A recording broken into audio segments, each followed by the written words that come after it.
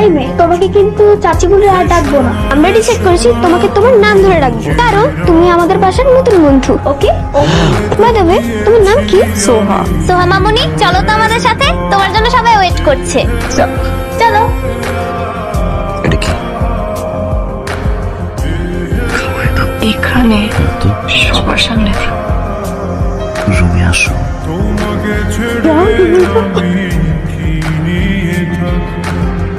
ভালোবেসে যাব